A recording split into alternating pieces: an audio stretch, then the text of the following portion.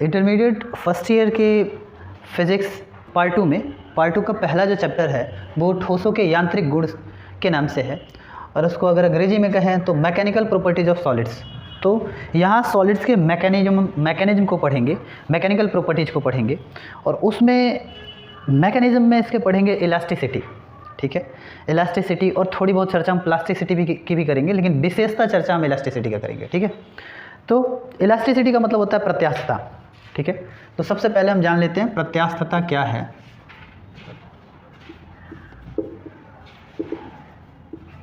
Elasticity,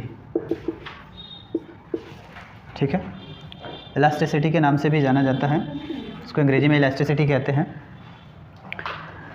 आपने देखा होगा कि किसी भी पिंड पे, किसी ठोस पे, कुछ ऐसे ठोस होते हैं जिस पे अगर प्रेशर करें, जैसे मान लीजिए ये कोई पेपर है, ये पेपर ऐसे है, ठीक है, इस पेपर पे हम फोर्स लगा करके और इसको ऐसे कर देते हैं तो इसके आकार में परिवर्तन हुआ, और फिर इसको छोड़ देते हैं, फिर वैसे ही हो गया। तो पदार्थ के इस गुण को ही हम कहते हैं प्रत्यास्थता। ठीक है, कि जब किसी पिंड का वह या किसी ठोस का वह गुण, जिससे ठोस में भी द्रव में भी होता है, तो किसी पिंड का वह गुण जिसमें वह प्रत्यास्थित या उस पर लगाए गए बल को हटाने पर वह पुनः अपनी स्थिति में वापस आ जाता है या अपने आकार और आकृति पुनः प्राप्त कर लेता है, इस गुण को ही कहते हैं प्रत्यास्थता। ठीक है, जैसे मान लीजिए कुछ और चीज़ें हम ले लेते हैं, बॉटल देना वो, जैसे मान लीजिए ये बॉटल है, ठीक है, आप इसको थोड़ा सा ऐसे दबाया तो देखिए आप इसके आकार में परिवर्तन हो गया थोड़ा सा, और जैसे इसको छोड़ा फिर ये वैसे पुनः अपनी स्थिति में लौटा है। तो इसको बोलते हैं, इसके इस गुण को ही, जो कि किसी वस्तु पर लगाए गए बल को हटाने के बाद उसके आकार और आकृति में पुनः अपनी स्थिति लौट आती है, या उसका आकार और आकृति पुनः अपनी पहले वाली स्थिति में लौट आता है, तो इसको कहते हैं प्रत्यास्थता। तो इस तरह से ये प्रत्यास्थता का गुण हो गया। तो आप समझ गए होंगे कि इलास्टिसिटी क्या है, कि मतलब कोई भी पदार्थ है उस पर आप कुछ फोर्स अप्लाई करें, फोर्स अप्लाई करने के बाद उसके शेप और साइज में परिवर्तन आएगा, और जैसे ही फोर्स को आप वहाँ से रिमूव करते हैं तो फिर से वो अपने पुनः पहले वाले स्थिति, आकार यानी शेप एंड साइज उसका पुनः लौट आता है, जैसे था वो वैसे हो जाता है। तो इसको हम इलास्टिसिटी कहते हैं। अब कुछ ऐसे भी पदार्थ हैं जिनमें ये गुण नहीं है। ठीक है, जैसे कि मान लीजिए कीचड़ पे अगर हम किसी तरह का भी फोर्स अप्लाई करें तो जिस तरह का वो होता है पहले, फिर दोबारा वैसे नहीं हो पाता है। जहाँ आप हल्का सा भी फोर्स अप्लाई करें, कितना भी कम फोर्स अप्लाई करें, वो वापस नहीं लौटेगा। तो उसके उस गुण को, पदार्थ के उस गुण को, कि समझ लीजिए कि प्रत्यास्थता का सीधे ठीक उल्टा गुण है, कि फोर्स अप्लाई करने के बाद पदार्थ फिर पुनः अपने स्थिति में नहीं लौट पाता है, प्रारंभिक स्थिति में नहीं लौट पाता है, यानी कि पुनः जो है वो आकार और आकृति अपना पहले जैसा नहीं प्राप्त कर पाता है। तो उसके उस गुण को, पदार्थ के उस गुण को हम कहते हैं प्लास्टिसिटी। ठीक है, क्या? प्लास्टिसिटी, यानी प्लास्टिकता कहते हैं। ठीक है, आगे जो अगला जो टॉपिक है वो प्लास्टिसिटी के बाद, ये इलास्टिसिटी के बाद, प्लास्टिसिटी को हम यहीं छोड़ देते हैं। अब इलास्टिसिटी पे ही हमारा पूरा फोकस रहेगा, इलास्टिसिटी को ही हम स्टडी करेंगे। इसमें एक टर्म आता है स्ट्रेस नाम से, स्ट्रेस, इसका मतलब होता है प्रतिबल। तो प्रति का मतलब समझ सकते हैं, किसी का उल्टा। ठीक है, और यहाँ बल है, किसका उल्टा? तो बल का उल्टा। तो जब भी आप किसी भी वस्तु पर, किसी भी वो सॉलिड पे जब आप प्रेशर करते हैं, और ऐसा सॉलिड जिसको हम ये कह सकें कि जिसमें इलास्टिसिटी हो, या जिसमें इलास्टिसिटी गुण हो, प्रत्यास्थता का गुण हो, उसी वस्तु की हम चर्चा करेंगे यहाँ पे। तो अगर किसी वस्तु पे आप फोर्स लगाएं, जैसे ही फोर्स लगाते हैं तो उसके अंदर इन बलों के विपरीत एक बल काम करने लगता है, उसी बल को हम प्रतिबल कहते हैं। उस बल को हम क्या कहते हैं? प्रतिबल कहते हैं। ठीक है, और वो बल जो उसके एंटी लगता है, वही बल जैसे ही एक्सटर्नल फोर्स रिमूव किया जाता है तो वो अंदर वाला फोर्स उसको पुनः अपनी स्थिति में लौटने के लिए बाध्य कर देता है। ठीक है, तो उस फोर्स को हम प्रतिबल कहते हैं, या यूँ कह लीजिए कि एकांक क्षेत्रफल पर लगने वाले प्रत्यानयन बल को प्रतिबल कहते हैं। प्रत्यानयन बल मतलब किसी बल के विरोध में जो बल लगता हो, क्योंकि आप एक्शन रिएक्शन फोर्स तो पढ़े ही होंगे। तो जैसे ही आप किसी चीज़ पे फोर्स करेंगे, उसके शेप एंड साइज में आप चेंजिंग करने का प्रयास करेंगे, तो उसके अंदर एक प्रत्यानयन यानी उसके प्रतिफल में एक बल लगेगा, और जब वो बल लगेगा तो वो बल अगर उसको क्षेत्रफल से संबद्ध कर दिया जाए, यानी एरिया से उसको कनेक्ट कर दिया जाए, एरिया भी उसमें ऐड कर दिया जाए, या यूँ कह लीजिए कि प्रति एकांक एरिया, अगर एरिया को भी ले लिया जाए तो हम ये कहेंगे कि वो बल ही, जो प्रत्यानयन बल है, जो किसी भी इलास्टिक सब्सटेंस को चेंज करने के लिए जो बल लगाया गया उसके विरोध में जो बल लग रहा है उसको प्रत्यानयन बल बोलेंगे। और उसी बल को पर एरिया से कनेक्ट कर दें, मेजर करें, तो हम उसको कहेंगे प्रतिबल या फिर स्ट्रेस बोलेंगे। ठीक है, तो स्ट्रेस समझ में आ गया कि एकांक क्षेत्रफल पर लगने वाले प्रत्यानयन बल को ही हम प्रतिबल कहते हैं। तो इसमें एक और शब्द जुड़ गया, प्रत्यानयन बल। तो प्रत्यानयन बल, अब ये बल एरिया से भी संबद्ध है, लेकिन प्रत्यानयन बल केवल बल ही बल है। ठीक है, बल के अलावा उसमें कोई और क्वांटिटी उसमें इंक्लूड नहीं है। ठीक है, तो यहाँ हम इसको मैथमेटिकल फॉर्म में चेंज करेंगे। If F is the applied force normal to the cross section, अगर किसी भी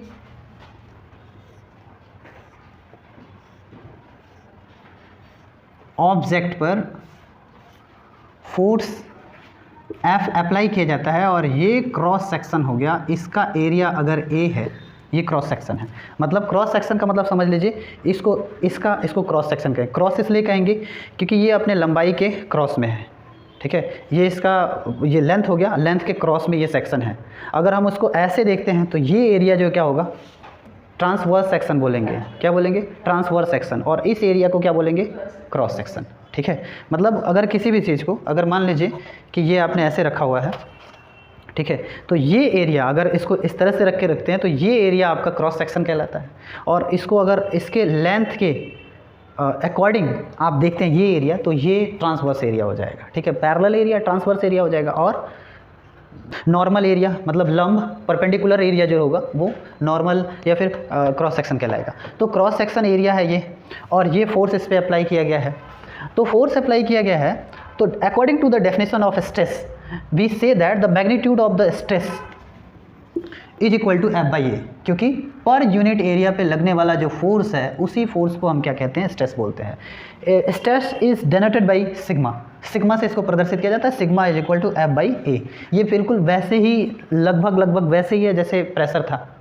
ठीक है, अब प्रेशर में इस फोर्स को लिया जाता है। अब यहाँ चूंकि मैग्नीट्यूड ही लिया गया है, इस फोर्स के कारण जो एंटी फोर्स यहाँ लग रहा है उस फोर्स को हम वास्तव में लेते हैं। ये फोर्स और वो फोर्स, मैग्नीट्यूड उन दोनों का इक्वल होता है लेकिन डायरेक्शन इक्वल नहीं होता है। ठीक है, तो वो उतनी गहराई में हम नहीं जाते, फिलहाल हम इतना समझ लेते हैं कि sigma is equal to F by A. अब इसका यूनिट अगर समझें, यूनिट क्या होगा, तो एसआई यूनिट की अगर बात करें तो यूनिट ऑफ फोर्स न्यूटन होता है और unit of area metre square होता है। तो लिखेंगे unit of sigma is equal to unit of force, मतलब हम ये कैलकुलेट कर रहे हैं यूनिट बाय यूनिट ऑफ, इसी फॉर्मूले पे ये इसको लिखेंगे, unit of area is equal to unit of force होगा न्यूटन, तो एन से शो करते हैं, by unit of area metre square होता है। इसको लिख सकते हैं newton per metre square. Per metre square आप नहीं लिखना चाहते, ऐसा नहीं लिखना चाहते, अब्लिक नहीं लगाना चाहते हो तो लिख सकते हैं न्यूटन, इसको भी पर मीटर स्क्वायर ही पढ़ते हैं। ठीक है, तो आप ये यदि अब्लिक हटा लेते हैं तो यहाँ -2 लग जाएगा, यहाँ हर से अंश में आएगा तो माइनस में हो जाएगा। तो आप ऐसा भी लिख सकते हैं न्यूटन पर मीटर स्क्वायर, उसको रीड करेंगे लेकिन लिख सकते हैं newton metre to the power -2। तो ये आपने जान लिया कि SI unit of stress is newton per metre square. तो ये अभी आप इसका यूनिट फाइंड आउट कर लिए। अब इसका डायमेंशनल फार्मूला भी फाइंड आउट कर लेते हैं। डायमेंशनल फार्मूला क्या होता है? तो आप ये जानते हैं कि न्यूटन का डायमेंशनल फार्मूला, चलिए यहाँ फाइंड आउट भी कर लेते हैं। न्यूटन पर मीटर स्क्वायर है, तो न्यूटन का होता है किग्रा मीटर पर सेकंड स्क्वायर। ये मतलब न्यूटन को अगर हम डिकम्पोज करें, या ये कह सकते हैं कि न्यूटन को अगर हम MKS अगर पद्धति में लिखें, ये SI है, और MKS पद्धति में किलोग्राम मीटर और सेकंड में कन्वर्ट करें इसको तो इतना होता है। अब आप किग्रा यानी मास है, तो मास को किससे शो करते हैं? डायमेंशनल फार्मूला में m से।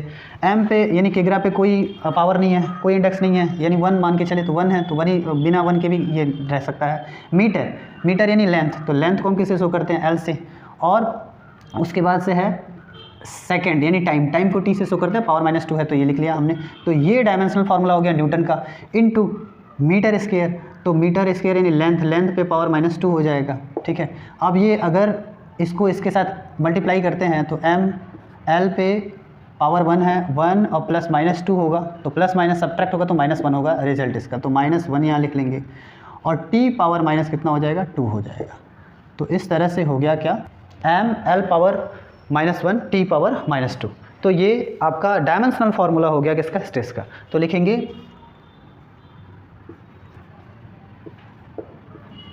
फार्मूला ऑफ स्ट्रेस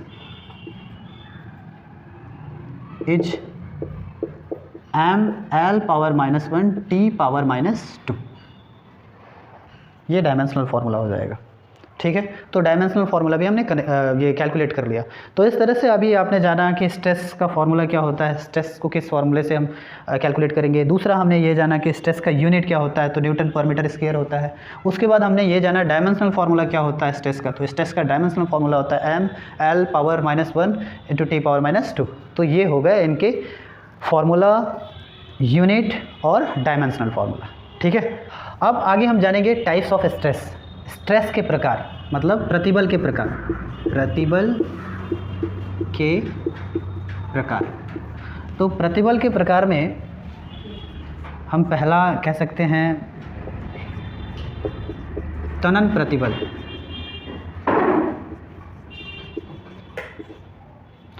दूसरा कह सकते हैं, तो इस तरह से 3 प्रकार के स्ट्रेस हम कह सकते हैं।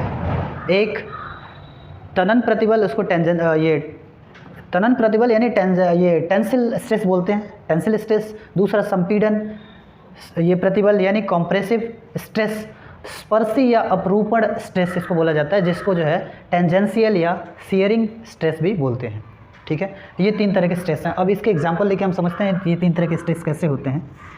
आप एक सिलेंड्रिक बॉडी ले लीजिए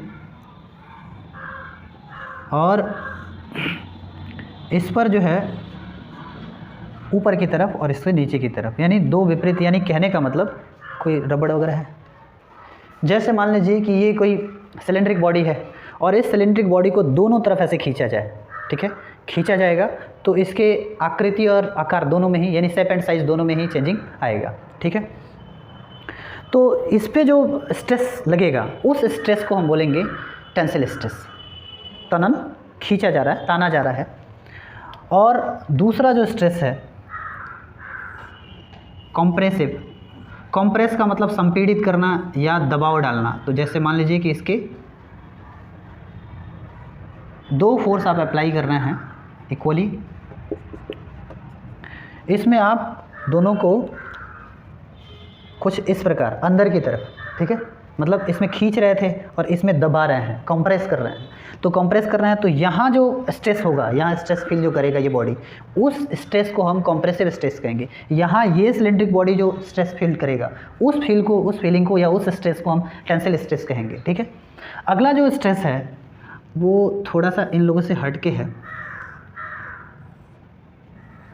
ये सिलेंड्रिक बॉडी है और आप इस पर ऐसे फोर्स अप्लाई कीजिए और इस पे ऐसे फोर्स अप्लाई कीजिए, ठीक है, मतलब कुछ इस तरह से, इस तरह से, इधर से ऐसे, इस पे ऐसे, ऐसे फोर्स अप्लाई कीजिए। ऐसा फोर्स जैसे अप्लाई करेंगे तो ये ऐसे हो जाएगा,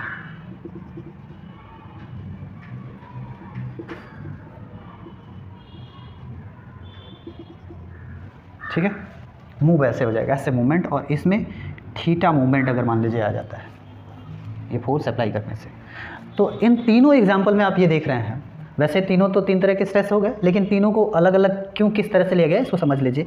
यहाँ आप देख रहे हैं ये जो क्रॉस सेक्शन है, मतलब क्रॉस सेक्शन का मतलब ये, इसके परपेंडिकुलर, ठीक है, फोर्स अप्लाई किया जा रहा है, या तो खींचने के लिए और या तो कंप्रेस करने के लिए, ठीक है, तनन के लिए या फिर संपीड़न के लिए। तो इन दोनों में क्रॉस सेक्शन एरिया के या क्रॉस सेक्शन के परपेंडिकुलर हम फोर्स को अप्लाई कर रहे हैं, ऐसे या फिर ऐसे। ये क्रॉस सेक्शन हो गया, मतलब ये क्रॉस सेक्शन हो गया और इस पे ऐसे, तो क्रॉस सेक्शन ऐसे है और इस पे ऐसे कर रहे हैं, 90 डिग्री का एंगल बन रहा है, ठीक है। तो ये दोनों एक ही तरह के हैं, लेकिन इनमें अंतर क्या है कि एक टेंसिल है और एक क्या है, कंप्रेसिव है, ठीक है दोनों एक ही।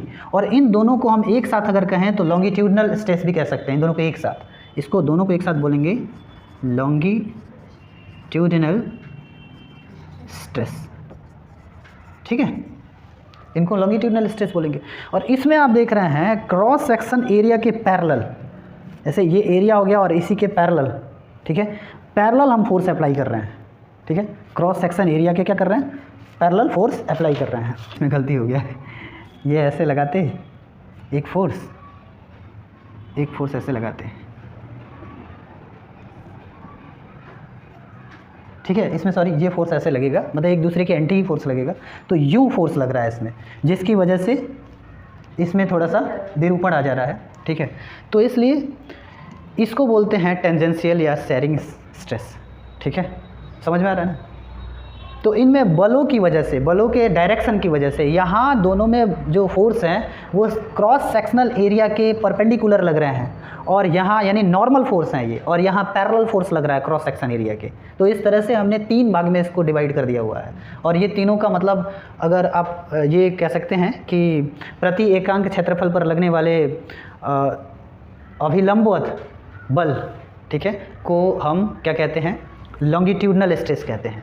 अब वो दोनों ही बल या तो हो सकते हैं विपरीत दिशाओं में हो सकते हैं, यानी अपोजिट फोर्स हो सकते हैं। तो बोलेंगे कि यहाँ क्रॉस सेक्शन एरिया के नॉर्मल जो फोर्स लगा हुआ है पर यूनिट एरिया पर, उसी स्ट्रेस को, उससे लगने वाले स्ट्रेस को हम बोलेंगे लॉन्गिट्यूडनल स्ट्रेस। अब इसमें यदि बॉडी तन जाता है, खिंच जाता है, खिंचाव महसूस करता है, टेंशन महसूस करता है, तनाव महसूस करता है, तो हम वहाँ उसको बोलेंगे टेंसिल स्ट्रेस। और जिस फोर्स की वजह से बॉडी में कंप्रेशन आता है, संपीड़न या दबाव महसूस करता है, तो उसको बोलेंगे कंप्रेसिव स्ट्रेस बोलेंगे। और यूनिट एरिया पे ये भी होगा, पर यूनिट एरिया पे यही भी होगा। इन दोनों में से कोई एक ही फोर्स रखेंगे, क्योंकि दोनों ही फोर्स लगाने के बाद जो अंदर जो फोर्स जनरेट हो रहा है इसके विपरीत दिशा में, ठीक है, ये और ये खींच रहे हैं, तो एक फोर्स अंदर की तरफ ऐसे लगता होगा, ठीक है। दरअसल हम वो फोर्स ले रहे हैं, लेकिन मैग्नीट्यूड इनका यूज कर रहे हैं, वो फोर्स को हम स्टडी नहीं कर रहे हैं, हम उसी फोर्स के इक्वल, क्योंकि किसी भी फोर्स के ये एंटी डायरेक्शन में एक फोर्स लगता है, किसके लॉ से, ये बेसिक लॉ है, न्यूटन्स लॉ, न्यूटन्स का 3rd लॉ है, ठीक है, समझ में आ रहा है ना। इसलिए हम यहाँ मैग्नीट्यूड बोल रहे हैं, डायरेक्ट फोर्स नहीं बोल रहे हैं, क्योंकि वो फोर्स जो लग रहा है वो इस फोर्स के सीधे एंटी है, अपोजिट है, ठीक है। और थोड़ा बहुत डायरेक्शन चेंज किया जाए, थोड़ा ऐसे कर दिया जाए फोर्स को, कुछ एंगुलर बना के किया जाए, तो फिर वहाँ कैलकुलेशन कुछ और ही होगा, ठीक है। इसलिए हम केवल नॉर्मल फोर्स ही बोल रहे हैं, और नॉर्मल फोर्स का क्या कर रहे हैं, मैग्नीट्यूड, सिर्फ क्या ले रहे हैं, मैग्नीट्यूड, उसका डायरेक्शन नहीं ले रहे हैं। समझ में आ रहा है। तो इस तरह से आप ये कह सकते हैं कि तनन प्रतिबल या टेंसिल स्ट्रेस क्या है, यदि किसी पिंड को, और पिंड बेलनाकार होना चाहिए, यदि किसी पिंड को उसके अनुप्रस्थ परिच्छेद के लंबवत दिशा में 2 समान बल लगाकर तनित किया जाता है, तो इस स्थिति में एकांक क्षेत्रफल पर लगने वाले प्रत्यानयन बल को तनन प्रतिबल कहते हैं। और इसमें यदि कहेंगे कि यदि किसी पिंड पर उसके अनुप्रस्थ परिच्छेद के लंबवत बल लगाकर उसको संपीड़ित किया जाता है, तो इस तरह से उस बॉडी में उत्पन्न प्रत्यानयन बल को, प्रति एकांक क्षेत्रफल पर लगने वाले प्रत्यानयन बल को क्या कहते हैं, कंप्रेसिव स्ट्रेस कहते हैं, यानी कि संपीड़न प्रतिबल कहते हैं। और इसमें यह है कि यदि किसी बेलनाकार पिंड पर आप क्रॉस सेक्शनल एरिया के, यानी कि अनुप्रस्थ काट के क्षेत्रफल के समांतर बल, 2 विपरीत बल आप यूज करते हैं, जिसकी वजह से उसके आकार में परिवर्तन आता है, तो इस तरह के प्रतिबल को हम टेंजेंशियल या शेयरिंग स्ट्रेस कहते हैं, ठीक है। तो ये 3 तरह के स्ट्रेस ऐसे हो गए।